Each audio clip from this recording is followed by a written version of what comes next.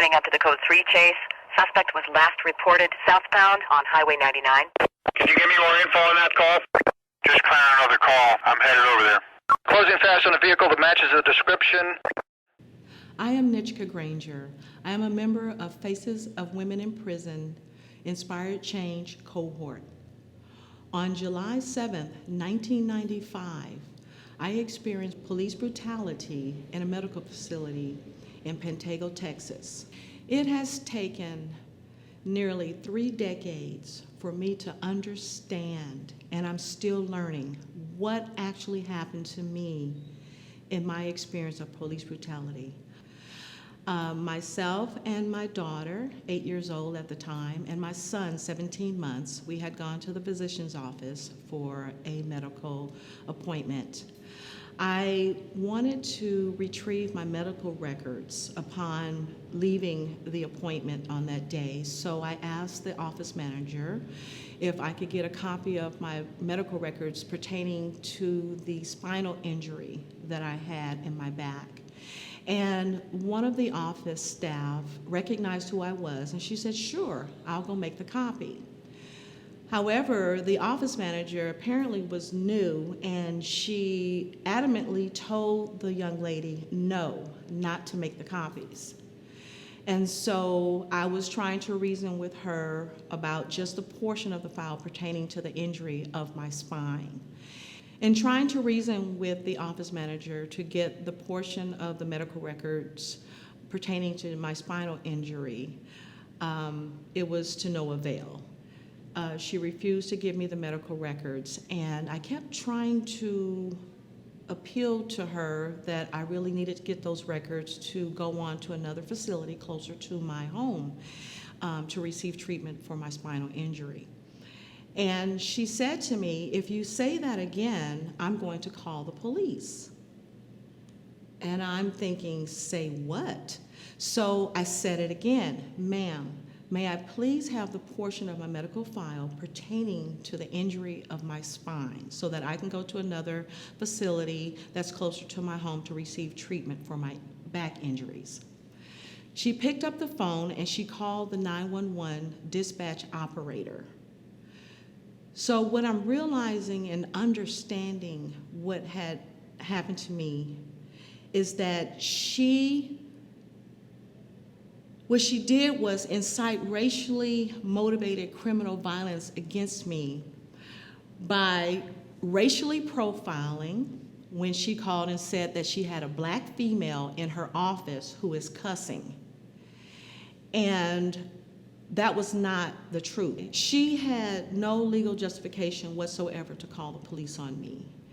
And so I waited. I put my children in the vehicle right in front of the door where the office is, where I was inside the office, and I waited for the officer, hoping that perhaps I can get someone to help me to reason with her to just get my medical record or to see if I can get the doctor to approve it. And I knew that he would because, in fact, he was a family friend.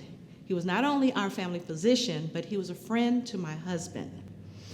And so the officer, when he came in, I stood up, read his name on his badge, and when the officer arrived, I stood up and addressed him by reading the name on his badge. And he asked what's going on. So I explained to him that I was trying to retrieve my medical records and if he could assist me in trying to get those records by asking the woman if I can just get the portion pertaining to my spinal injury. And so he did. And the woman emphatically told the officer no. So I asked the officer at that point, could you ask her, please, if she can get the doctor? I'm sure that he would okay it because, in fact, he and my husband are friends. He's not just family physician, he's a friend of the family. So I'm sure he would approve it. And so the officer addressed her and said, "Ma'am, could you get the doctor so that perhaps he could approve getting the medical records?" And she emphatically answered the officer, no. So the officer turned to me at that point and said, "Ma'am, she is not going to cooperate, so I suggest you leave." So upon his suggestion, I turned to walk towards the door to exit. As I was exiting, the door had one foot on the concrete step. I muttered under my breath that the woman was an unreasonable expletive, not for anyone to hear me.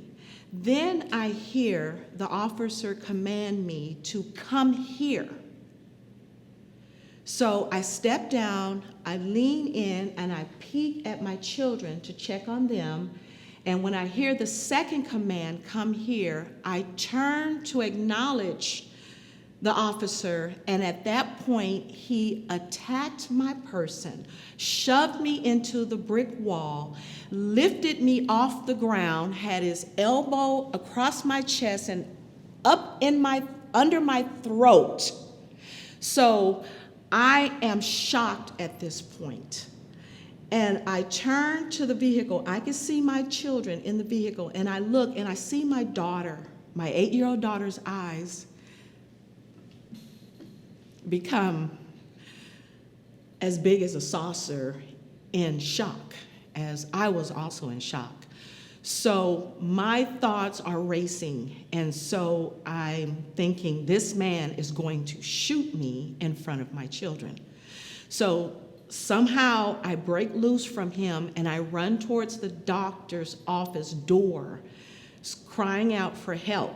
The officer comes behind me, he knocks me down to the ground, he jumps in my already injured back, and he commences to strike me in my head with handcuffs.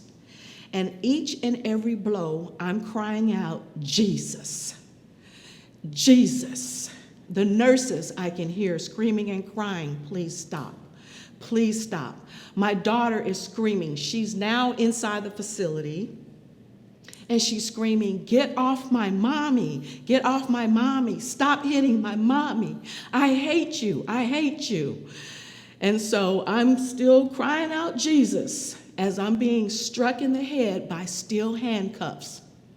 So apparently the doctor hears the commotion in the lobby area, and he opens the door and he steps towards the officer saying, "Sir, you do not have to use such excessive use of force." He repeated it and he said, "Sir, you do not have to use such excessive use of force." The officer used my already injured spine as a springboard, jumped up in the doctor's face, pointed his finger in his face and said, "You get out of here. She assaulted an officer." So I'm handcuffed at this point. Apparently he had put the handcuffs on before he leaped into the doctor's face, telling him what was going on. And so I hear my daughter crying, kept repeating, "I hate you, I hate you, I hate you, I hate cops, I hate cops." And so I'm lying down, I'm bleeding, my internal ear is bleeding, and blood is dripping down my cheek and onto my neck as I try to raise myself up off the ground to address my daughter, who is obviously traumatized. So the officer tells me, he says, "You get back down on that ground." And I say to him, "Sir, if you want me to get back on that ground," as I'm getting up, handcuffed, I'm saying to him, "Sir, if you want me back on that ground, you're going to have to beat me to that ground because I am going to talk to my daughter." So I inch my way into the chair, and I turned to my child, and I said, "No, baby, you don't hate police officers. Not all police officers abuse the authority of their badge, and this is what we have going on right now.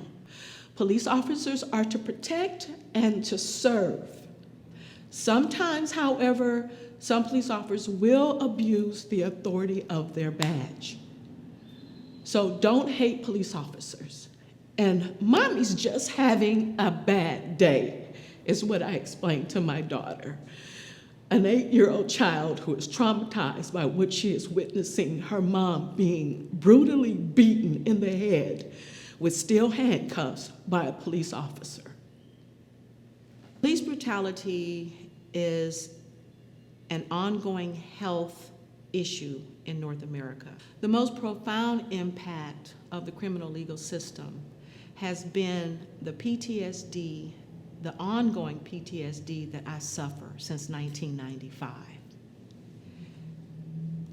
And emotionally, it's been a challenge, but I've been working through it all these years. It's important to raise awareness about police brutality and to become informed and educated about the criminal legal system of this country. We need policy reforms addressing racial disparity. We need accountability against police violence and significant steps to protect Black human beings from the remorseless evils of systemic mass incarceration. We the people. We the people. We the people. We the people. Are so powerful. Are so powerful. Together. Together. We can do anything.